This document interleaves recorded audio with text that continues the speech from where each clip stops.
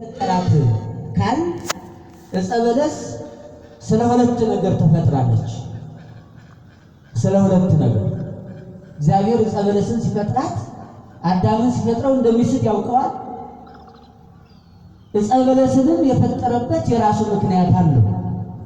ስለዚህ ከዚህ ውስጥ አንደኛው ዕፀ በለስ የተፈጠረችበት ምክንያት አዳም ለእግዚአብሔር ያለው ፍቅር እንዲገለጥ፣ እግዚአብሔር ለአዳም ያለው ፍቅር ከመፍጠር እስከ መግቦት ድረስ ተገልጦ በምሳሌው ፈጥሮታል፣ በአርአያው ፈጥሮታል። በገነት ያለውን መካከል ብላ ጠጣ፣ በዚህ ደስ ይበል፣ በሕይወት ኑር ብሎታል። ይህ እግዚአብሔር ለአዳም ያለው ፍቅር ነው። አዳም ደግሞ ለእግዚአብሔር ያለው ፍቅር ይገለጥ ዘንድ ዕፀ በለስን ፈጥሯታል። ምን ብሎ ከፈጠራት በኋላ ይሄንን ብላ፣ ይሄንን ደግሞ አትብላ። ፍቅሩ የሚገለጠው በዚህ ነው። ለዚህ ነው ወንጌላዊ ቅዱስ ዮሐንስ ትእዛዜ በእርሱ ዘንድ ያለችው የሚጠብቃት የሚወደኝ እርሱ ነው ይላል። ዮሐንስ 14:1 ላይ ማለት ትእዛዜ በእርሱ ዘንድ ያለችው መኖሯ ብቻ በቂ አይደለም፣ የሚጠብቃት የሚወደኝ እርሱ ነው። ስለዚህ የአዳም ፍቅር ለእግዚአብሔር ያለው አክብሮት፣ ለእግዚአብሔር ያለው ፍቅር፣ ለእግዚአብሔር ያለው አመለካከት ይገለጥ ዘንድ ዕፀ በለስን ፈጥሯታል ማለት ነው። አንደኛ ዮሐንስ ምዕራፍ 3 ቁጥር 24 ብትመለከቱ ትእዛዙን የሚጠብቅ በእርሱ ይኖራል ካለ በኋላ እርሱም ይኖርበታል። ትእዛዙን የሚጠብቅ በእርሱ ይኖራል ማለት በእግዚአብሔር ማለት፣ እርሱም ይኖርበታል ማለት እግዚአብሔር ማለት። ስለዚህ አዳም ለ7 ዓመት ትእዛዙን ጠብቆ አዳም በእግዚአብሔር ቤት፣ እግዚአብሔር ደግሞ በአዳም ልቦና ኖረዋል። ስለዚህ ትእዛዙን ፍቅሩ ለእግዚአብሔር ያለው ፍቅር ይገለጥ ዘንድ። ሁለተኛው ዕፀ በለስ የተፈጠረችበት ምክንያት ፍጡርነቱ ይታወቅ ዘንድ፣ ፍጡር መሆኑ። ለምን ሲባል እንግዲህ ፈጣሪ ካለ ፍጡር አለ፣ ፍጡር ካለ ፈጣሪ አለ። ሕግ ካለ አድርግ አለ፣ ሕግ ካለ አታድርግ አለ። ስለዚህ እግዚአብሔር አዳምን በምሳሌው በአርአያው ፈጠረው።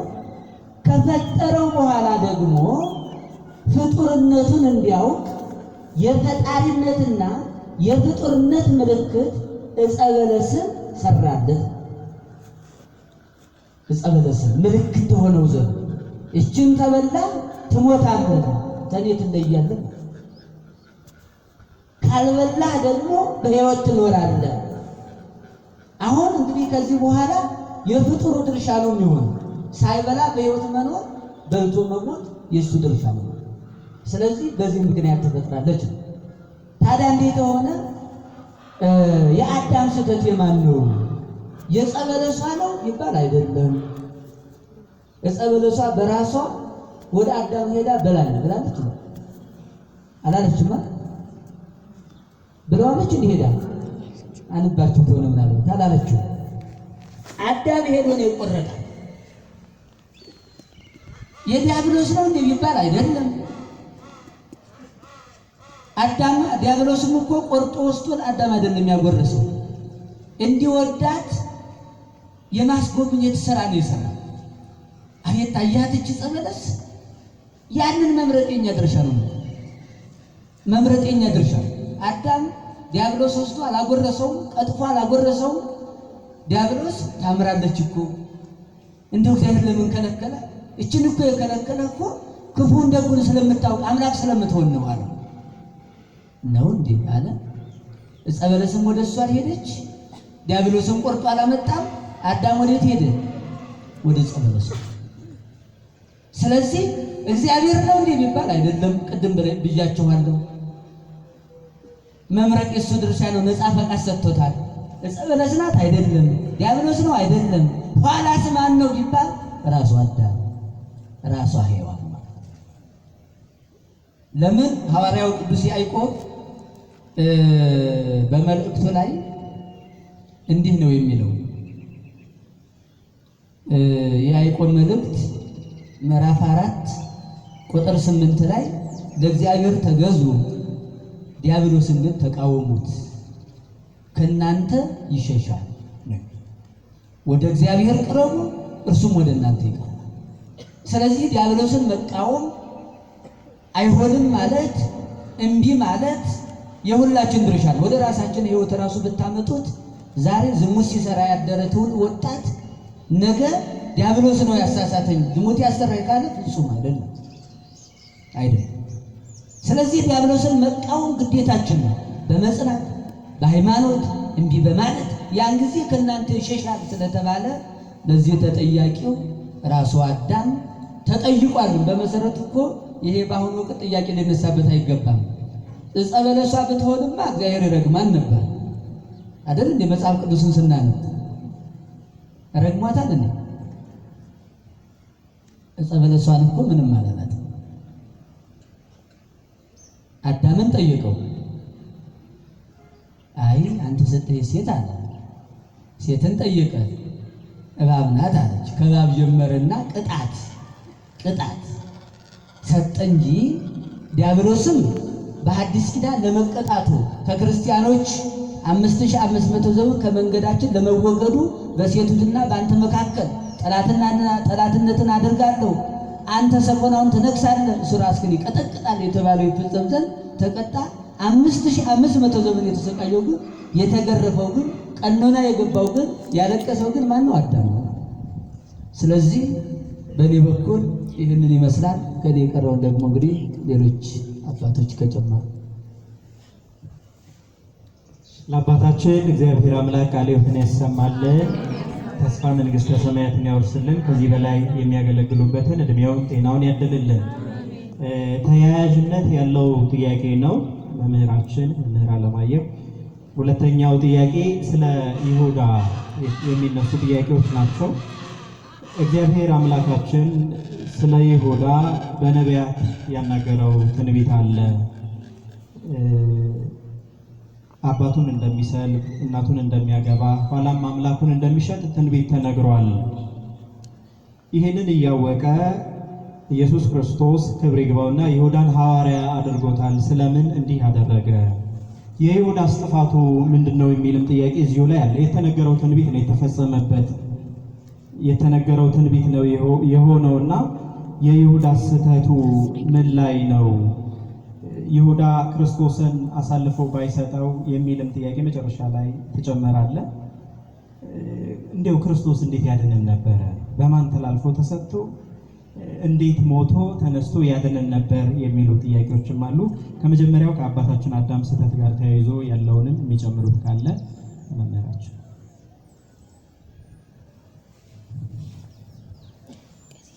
እሺ እንግዲህ በአባቶች ጎን ቁጭ ብሎ መልስ መስጠት እንኳን ለኔ ይገባ አይደለም። ታዘዝ ስላለብኝ አጠገቤ ስላሉ ያስተካክሉታል። ነፃ ፈቃድ ላይ አንድ ቃል ብቻ መናገር የሚፈልገው ነገር አለ።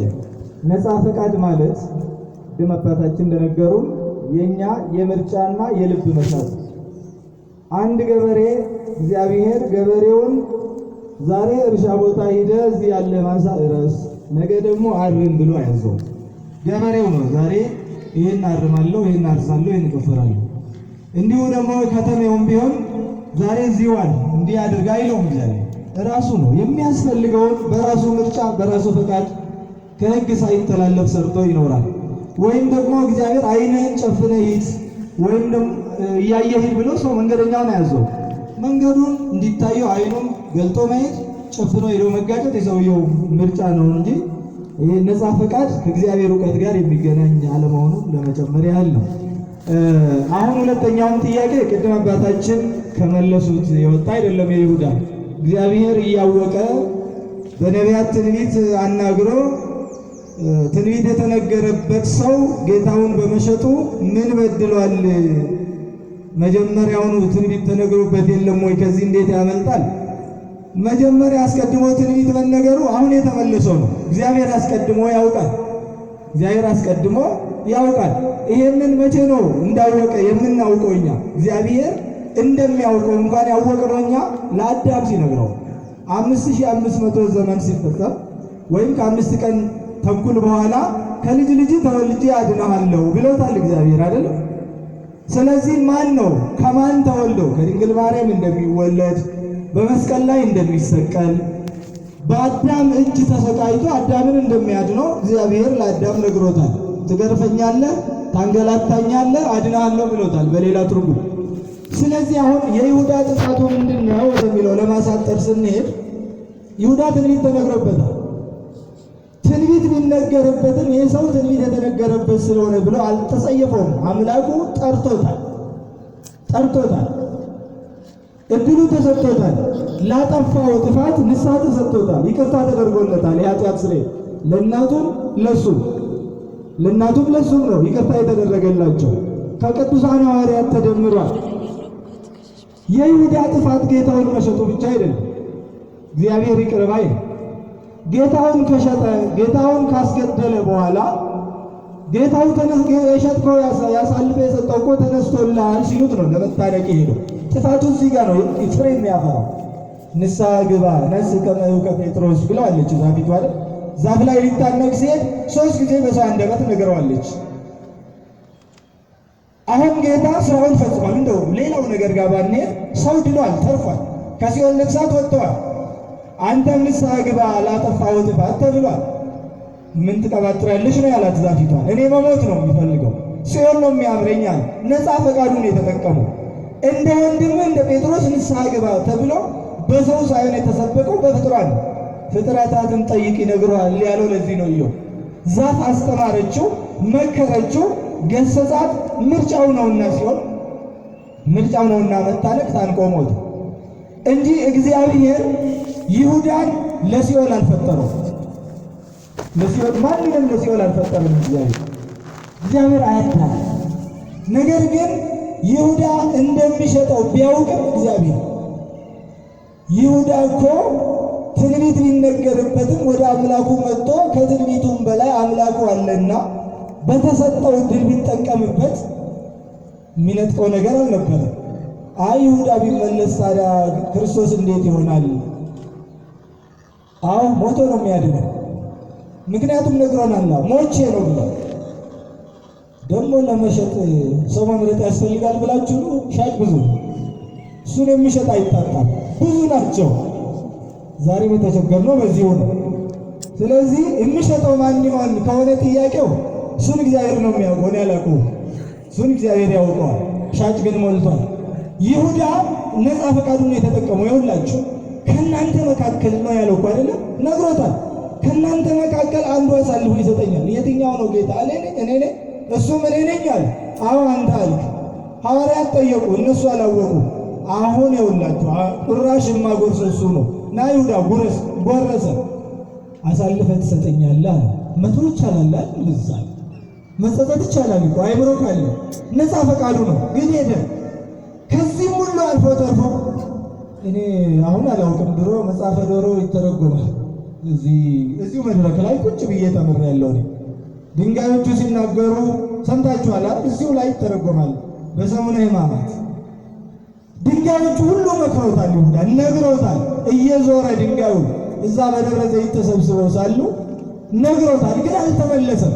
ስለዚህ የትንቢት መነገሩ የእግዚአብሔርን እውቀት የሚያጠይቅ ነው። አለመመለሱ በእድሉ አለመጥ እንዴ ይሁዳ እኮ ስንት ዘመን ነው የተሰጠው? አሁን ያ በቀኝ የተሰቀለው ሰውዬ እኮ 3 ሰዓት አይሞላም የተሰጠው አይደል? ታምራት አይቶ ተመለሰ። ይሁዳ እኮ 3 ዓመት ከምናምን ነው የፈጀው ጊዜ። አልበስል ብሎ የገንዘብ ፍላጎቱ ነው ያሸነፈው። እንዲህ ከማድረግ ደግሞ ከክርስቶስ ተለይቶ ሄደው እኮ ነግዶ ሚሊዮነር መሆን ይችላል ቢፈልግና። ስለዚህ ከዚህ ጋር የሚገናኝ አይደለም። አሁንም ነፃ ፈቃዱን ተጠቅሞ ነው። እንደው ባጭሩ ይሁዳ ነው መሸጥ ያለበት እንኳን ካል ክርስቶስ ከተነሳ በኋላ ንስሐ ገብቶ መዳን ይችል ነበረ። ስለዚህ የትንቢቱ መነገር ይሁዳ ላይ ተጽዕኖ አልነበረው። ነፃ ፈቃዱን ነው የተጠቀመው። አባቶቼ ጨምሩበት። እግዚአብሔር ይስጥልን። ለመምህራችን ቃለ ሕይወትን ያሰማልን። ረጅም ዕድሜ ከጤና ጋር ጥሎ በአገልግሎት ያጽናልን። ሶስተኛውም ጥያቄ ተያያዥነት ስላለው አባታችን መላከ ፀሐይ ብዙዎቻችን በአገልግሎትም በማህበራዊ ህይወታችንም በስራችንም ጭምር ተስፋ የመቁረጥ ይታይብናል። የ40 ቀን እድሌ ነው፣ ይህ የ80 ቀን እድሌ ነው፣ አንዴ እግዚአብሔር የሚያውቀው ነው ብለን ከመስራት ይልቅ ያ የተጻፈልኝ ይፈጸም ዘንድ ግድ ነው የሚባል ብዙዎቻችን ላይ ይስተዋላል። እንደው ለበሆኑ የ40 ቀን የ80 ቀን እድል ማለት ምን ማለት ነው? ይሄ የ40 ቀን የ80 ቀን እድል የሚባለውን ቤተክርስቲያናችን በአገልግሎታችን እንድንበረታ በስራችን እንድንጠነክር የተሻለውን እንድናደርግ ምን ታስተምረናለች? ከላይ ከተነሱት ጋር የእግዚአብሔር ሁሉን ማወቅ አስቀድሞ እኛ ምን እንደምንሆን ማወቁ ከኛ ነፃ ፈቃድ ጋር ወደፊት ስለሚሆነው የእርሱ ሁሉን አዋቂነት ነገሮች የታሰቡት ብቻ እንዲሆኑ ያስችላሉ ወይ?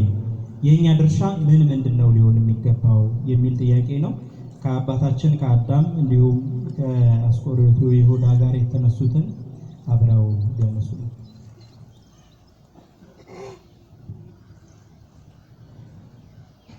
እሺ፣ የተከበሩ አባታችን መላከ ብርሃናት ንቡረ እድ ቆሞስ አባ መዘምርና መምህር ሰሎሞን፣ ሁላችሁም አባቶቼ፣ እናቶቼ፣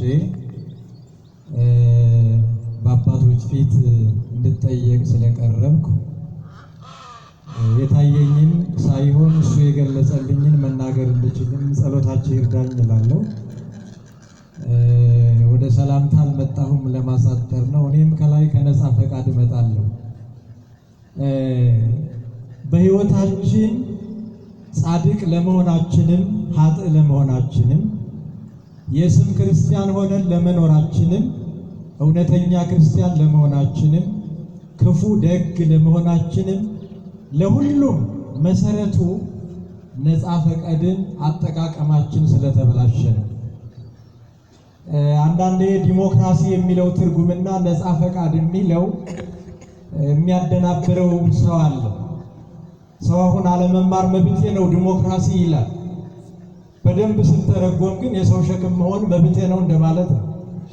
በሌላ መልኩ ደግሞ ደንቁሬ መኖር መብቴ ነው ወደ ማለት ነው። ራስን በራሱ ነፃ ፈቃድን መግፈፍ ነው። ስለዚህ በተለይ ምን ጊዜም እግዚአብሔር የሚሸልመን በቀኙ የሚያቆመን የአባቴ ቡሩካን የሚለን በነፃ ፈቃዳችን መልካም ስለሰራን ነው። በግራ አቁሞ እናንተ ርጉማን ወደዚያ ሂዱ የሚለውን በነፃ ፈቃዳችን ኃጢአት ስለሰራን ነው። በሰይጣንም ይሁን በሌላ ተገድደን ቢሆን ኖሮ የሰራነው አስገድዶ ያሰራን ይጠየቃል እንጂ ተገድደን በሰራነው ስራኛ እንጠየቅም ነበረ ማለት ነው።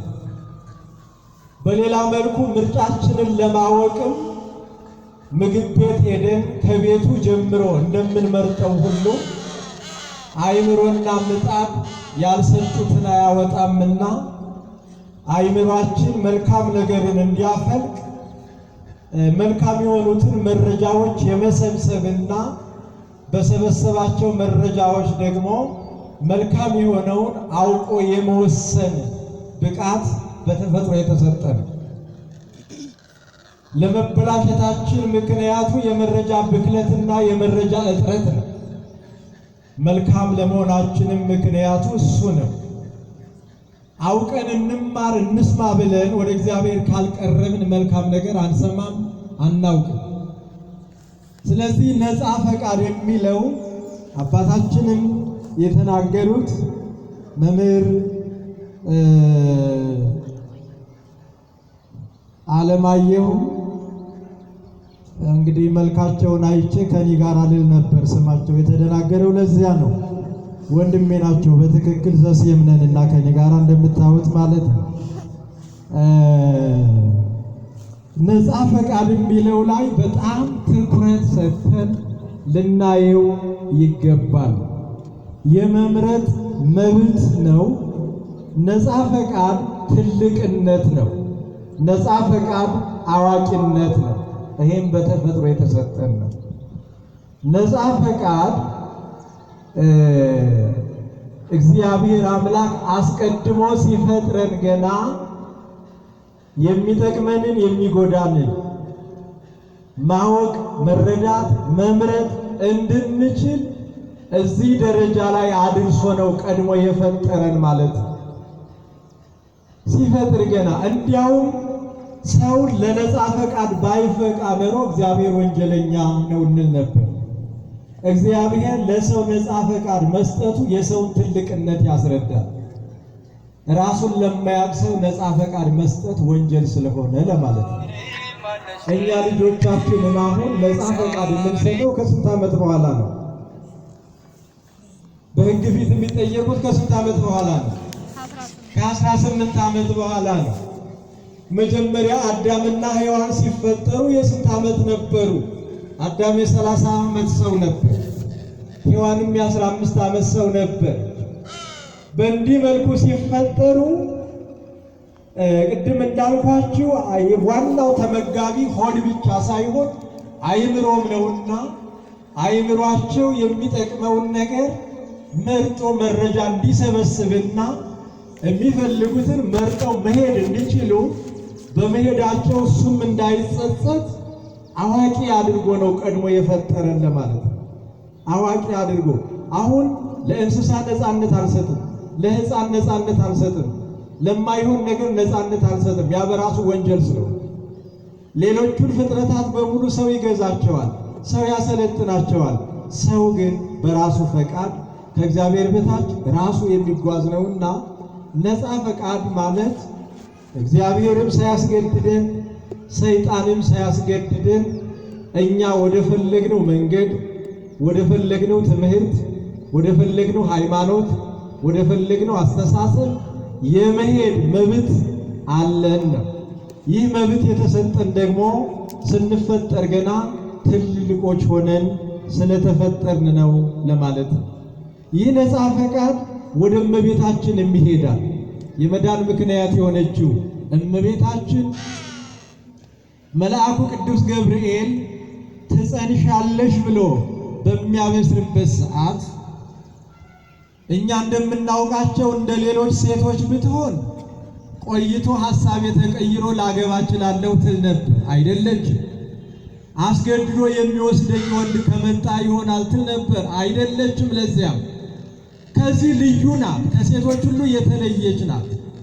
የጽንሱ ጉዳይ ደግሞ ያለ ወንድ ዘር ነው። እንዲህ ያለውን ጽንስ መልአኩ ቅዱስ ገብርኤል ሲነግራት እመቤታችን እኔ ይሄ አይሆንልኝም፣ አልጸንስም፣ አልቀበልም የማለት መብት አላት። ነፃ ፈቃድ ራሷ በትህትና በግብረ መንፈስ ቅዱስ ነው ብሎ ሲነግራት እኔ ባሪያው ገረዱ አለሁ ብላ በነፃ ፈቃዷ ነው አሜን ብላ የተቀበለችውና እንዲህ ማለት ትችል ነበር፣ አያስገድዳትም ለማለት ነው። ስለዚህ የመዳን ምክንያት የሚለው ወደ ይሄንንም ይጨምራልና ለማለት ነው። ስለዚህ እግዚአብሔር አዋቂ አድርጎ አይምሮ ለቦ ሰጥቶ ነውና አዳምን የፈጠረው። እስከ ምጽአት ያለን ሰዎች፣ ዛሬም ያለን ሰዎች በየትኛውም አይነት ሕይወት ብንኖር በነፃ ፈቃዳችን ስለሆነ የምናደርገው ሰይጣንም ክፉ ነው እንበል እንጂ ይፈትናል ያጓጓል እንጂ ማስገደድ አይችልምና እግዚአብሔርም ያስተምራል እንጂ ማስገደድ አይችልምና አሁን የምንኖረውን ሕይወት በነፃ ፈቃዳችን ነው የምንኖረው ማለት ነው። እናም እግዚአብሔር አምላካችን ይሄንን ሲሰጥ ለአዳም ጸበለስን ከበላህ ትሞታለህ፣ ባትበላ በሕይወት ትኖራለህ ሲል አለመረጃ አይደለም አዳምን ያስቀመጠው፣ መረጃ ሰጥቶታል። የሚበጀውን የሚጠቅመውን መረጃ ሰጥቶታል። ትእዛዙ ራሱ መረጃነት ያለው ነፃ ፈቃዱን የማይጋፋ ነው። በደንብ ልብ አድርጋችሁ ካያችሁ የአዳምን ነፃ ፈቃድ የማይጋፋ ትእዛዝ ነው የሰጠው። መረጃነት ያለው ተበላህ ትሞታለህ፣ ካልበላህ በሕይወት ትኖራለህ ብሎ ነገረ እንጂ እንዳይበላ ማድረግም ይችል ነበር ነፃ ፈቃዱን ቢያፍነውማ። ስለዚህ አባታችንም እንዳሉት ነፃ ፈቃድን በመጠቀም ነው ሁሉ ነገር የሚከናወነውና ነፃ ፈቃድን ሰጪው እግዚአብሔር አዋቂ ስለሆነ ስለ እውቀቱ አባታችን እንዳሉት ምንም ስለማንል ለሰው ነፃ ፈቃድ መሰጠቱ የሰውን ትልቅነት ያሳያልና ትልቅነታችንን አውቀን በነፃ ፈቃዳችን መልካሙን እንምረጥ ነው። ቅድም ያልኩትን እደግማለሁኝ። ምንና ምን ነው ያልሰጡትን አያወጣም ያሉት? ምጣድና አይምሮ ወይም ጭንቅላት ያልሰጡትን አያወጣም። ምጣድ ምንም ጥሩ ምጣድ ቢሆን ጀሶም ምንም አውክቶ ቢጋግሩ ያው ነው አይደል? ማኛ ጤፍም አውክቶ ቢጋግሩ ያው ነው። ከሰማ ሰማ ነው፣ የሰጡትን ነው የሚያወጣው። ጭንቅላትም እንደዚያ ነው። ለዚያ ነው የዶክተሩ ጭንቅላት ሰው የሚያሳርደው ማለት ነው። በደንብ አስቡ።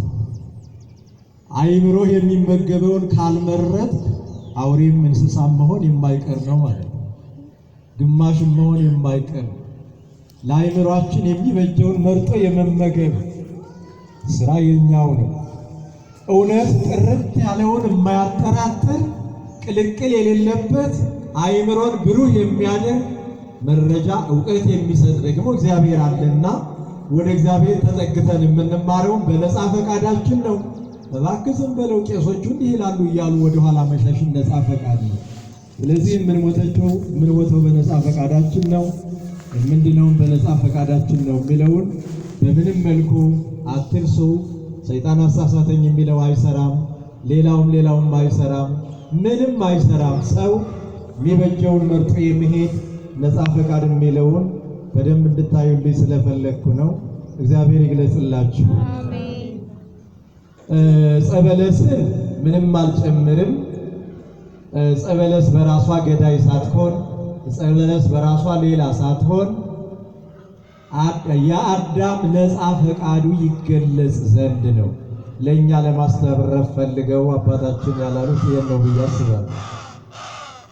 የአዳም ነፃ ፈቃዱ ይገለጽ ዘንድ ብትበላ ትሞታለህ፣ ባትበላ ደግሞ በሕይወት ትኖራለህ ተብሎ ምልክት ናትና በፈቃዱ ከበላም ይሞታል፣ ካልበላም በሕይወት ይኖራልና የአዳም ነፃ ፈቃዱ የሚገለጸው ጸበለስን በመኖሯ ነው። ሌላው አባታችን እንዳሉት ነውና ምንም ምክንያት አይኖርም። ወደ ይሁዳም ጋር ስንመጣ ይኸው ይሁዳ ትንቢት ቢነገርበትም መምህር አለማየሁ እንደተናገሩት በጴጥሮስም ላይ እኮ ኢየሱስ ክርስቶስ ትንቢት ተናግሯል።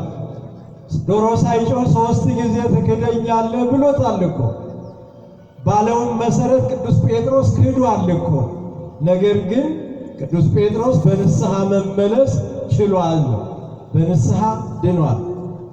ይሁዳ ይህን እንደሚሰራ ትንቢት ተነገረ ማለትና ይህን እንዲሰራ ተፈጠረ ተወሰነበት ማለት ይለያያል። ማወቅና መወሰን በጣም ልዩ ነው።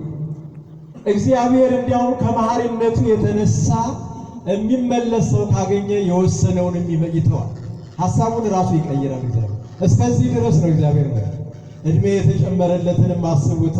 በእድሜው ላይ ነነዌ እንደምትጠፋ የተናገረውን አስቡታ። ንስሐ ሲገቡ እንደተመለሰላቸው ማለት ነው። ስለዚህ እግዚአብሔር እገሌ እንዲህ አይነት ሰው ይወልዳል ሲል አወቀው ማለት ነው እንጂ እንዲወልድ ወሰነበት ማለት አይደለም። በፍጹም ቀድሞ ማወቅና መወሰን ይለያል። ለዛ ወስኖ መፍጠር የተለየ ነው። ስለዚህ እግዚአብሔር ያ ነቢዩ ይሄን ቢናገርበትም ቅድም መምህር እንዳሉት በትንቢቱ መሰረት ይሁዳ አምላኩን ሸጠ። አምላኩን ከሸጠ በኋላ እንደ ቅዱስ ጴጥሮስ በንስሐ መዳን ይችል ነበር። ቅድም መምህሩ እንዳሉት 40 ቀንም እኮ ቆይቷል ሲያጣጥር። እንዴ ከዛፉ ላይ እየበጠሰ እየወረደ ሌላ ዛፍ ላይ እየሄደ እየፈታ በራሱ ነፃ ፈቃድ ተሰቅሎ ራሱን አጠፋ እንጂ እግዚአብሔር ይሁዳ እንዲድን ፍላጎቱ ነበር።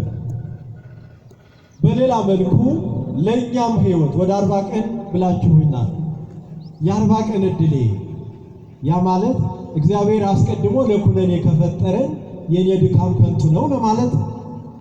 እግዚአብሔር አስቀድሞ ለጽድቅ ከፈጠረኝ ደግሞ እንደፈለግኩ ሳረግ ኖሬ አናቱ ላይ ወይ ግሸን ሄጄም ቢሆን እስከ 12 ትውልድ በሚለው ድናለሁ፣ ወይ ሳረጅ ለመምሩ ነግሬያቸው ድናለሁ። ምናምን እንደማለት አይደል? ይሄም ሞኝነት፣ በጣም ሞኝነት። እግዚአብሔር መጽሐፉ የሚለው ይህ የ40 ቀን እድል የምንለው በተለይ ምንድነው የሚለው መጽሐፍ? አንድ ጽንስ በተጸነሰ በ40 ቀኑ ነው የሰውነት መልክ የሚሳልበት ሙሉ ሕዋሳቱ ተሟልተው የሚሰጡት። ክፉ ለመስራትም ደግ ለመስራትም ቢሆን እንደ ምርጫው ዓይኑ፣ ጆሮ፣ እጁ፣ እግሩ ለስድብ የሚያውለው፣ ለጸሎት የሚያውለው፣ ለድላ የሚያውለው፣ ለስራ የሚያውለው መላ ሕዋሳቱ ተሟልተው የሚሰጡት በ40 ቀኑ ስለሆነ በ40 ቀን በተሰጠው ሕዋሳት ክፉ ሰርቶ ሊኮነን ይችላል፣ ደግ ሰርቶ ሊጸድቅ ይችላልና ሕዋሳቱ የሚሰጡት በ40 ቀን መሆናቸውን ለመግለጽ የ40 ቀን እድል ይለዋል እንጂ ሰውየውን በ40 ቀኑ ይሄ ለኩነኔ ነው ይሄ ለጽድቅ ነው ብሎ አፈጣጠሩን ወስኖ ለይቶ ለኩነኔ የፈጠረ ማለት አይደለም ይላል መጽሐፍ። አይደለም። ስናወራ ግን ስለለመድነው የ40 ቀን እድል እንላለን። ግን በ40 ቀን በተሰጠን ማንነት የምንሰራው ስራ ነው በምርጫችን እዚያ ተግባር ላይ የሚያውለንና ያ ነው። በሌላ መልኩ እግዚአብሔር ቀድሞ አውቆ ከገሌ እንዲህ አይነት ሰው ይወለዳል፣ ከዚህ እንዲህ አይነት ሰው ይወለዳል፣ የሚኮነን ሰው ይወልዳል፣ በመጨረሻም በንስሐ የማይድን በዛው ጨክኖ የሚሞት ሰው ከገሌ ይወለዳል ብሎ እግዚአብሔር አውቆ ካስቀመጠ የኔ ድካም ከንቱ ነዋል። እግዚአብሔር አወቀ እንጂ እኔ መች አወቅኩት? በሌላ መልኩ ስታዩ እግዚአብሔር አወቀ እንጂ እኔ አላወቅኩትም። ልክ ነው። እግዚአብሔር ቀድሞውኑ አንተ የምትወልዳቸው ደግሞ መካከለኛውን አለፍ ብሎ ደግሞ አራተኛዋን ልጅ ለኩነኔ ነው የፈጠርኩት ብሎ ቢናገር ኖሮ ቀድሞ ምን ይሆን ነበር? መቼም እኔ የተፈጠርኩት ለኩነኔ ነው እያሉ የሚሰሩትን ይሰሩ ነበር ማለት ነው። የእኛም ኑሮ እኮ ይበላሽ ነበር። አሁን እንደምንሞት እንኳን ብናውቀው ምን እንደምንሆን እስቲ በደንብ አስቡ። አንተን ለጽድቅ ነው የሰራሁ ቢለን ደግሞ ዞሮ የፈጠረኝ ለጽድቅ ስለሆነ ግማሹን ዘመኔን እንደፈለግኩ ላድርግና በኋላ ከዚያው አርቀልልን ይሁን። የኛ ስራ በነፃ ፈቃዳችን ለምን እንደሆነ የመጨረሻውን ስለማናውቀው እኛ ግን ገነት ለመግባት መንግስተ ሰማያት ለመግባት መልካም መስራት የኛ ድርሻ ነው። እግዚአብሔር ደግሞ ሁላችንም መልካም ብንሰራ ቅድም እንዳልነው እግዚአብሔር እኮ ሲፈጥር ይሄ 22ቱን ስነ ፍጥረት ለምን የፈጠረው? ለምግበ ስጋ፣ ለምግበ ነፍስ፣ ለአንክሮ፣ ለተዘክሮ አይደል እንዴ? ከዚያማ ሌላው ምንድነው? ስሙን ለመቀደስና ክብሩን ለመውረስ ነው። የመጀመሪያው የእግዚአብሔር ዓላማ እኮ ሰውን ሲፈጥር ክብሩን እንድንወርስ ነው ማለት ነው። እንደውም የእግዚአብሔርን ዓላማ ቀይሰን ነው እኛ ለሌላ ዓላማ የዋልነው። ይሄም ነፃ ፈቃድ ስላለ ነው። ለማንኛውም የ40 ቀን እድል የሚባለው ያ ነው። እግዚአብሔር ቀድሞ ስላወቀ ደግሞ ወሰነ አይባልም። ጥፋተኛም ሊሆን አይችልም። ያውቃል። አዎ ያውቃል። ቢያውቅም ደግሞ ሰው በነፃ ፈቃዱ ተጠቅሞ ልዳን ብሎ እስከ መጨረሻው ከተጓዘ አንተን የፈጠርኩህ ለሲኦል ስለሆነ መዳን የለብህም ብሎ እግዚአብሔር የሚያግደው ሰው የለውም ለማለት ነው። አመሰግናለሁ።